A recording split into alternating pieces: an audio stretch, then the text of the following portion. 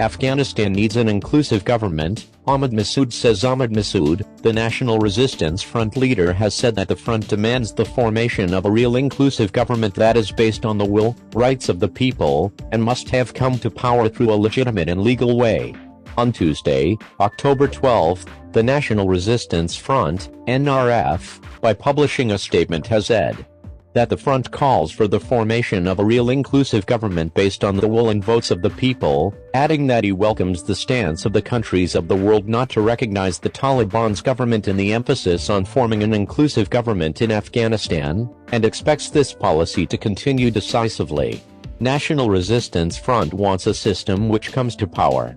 through the will of people, in a legitimate and legal process, Ahmad Massoud stated. The massacre of worshippers in the Saidabad Mosque in Kunduz province, the forced evictions of people from their homes and properties, especially in Kandahar, Balkh, Daikundi, and the Andrab of Baghlan provinces, the disappearance of individuals and military personnel, as well as the mass killings in Panjshir province are all examples of genocide, ethnic cleansing, and war crimes against humanity, NRF stated in a statement. Meanwhile, the leader of NRF calls on all organizations and international communities to take serious and urgent measures so as to handle the acute human crisis, and protect human rights, and to end terrorist crimes. The front leader has indicated that the widespread struggles of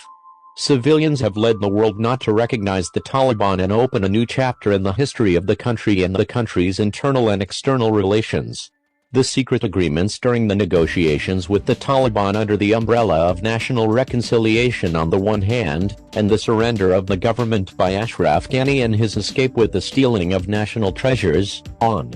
the other hand, is a clear example of betrayal. It caused the collapse of the system and the destruction of the achievements of the people of the country, Ahmad added. In addition, Ahmad Massoud has stated that the NRF is trying to protect the legitimacy of the country, to establish Afghanistan's great position in the world, and to work closely with the country's elites, political and jihadi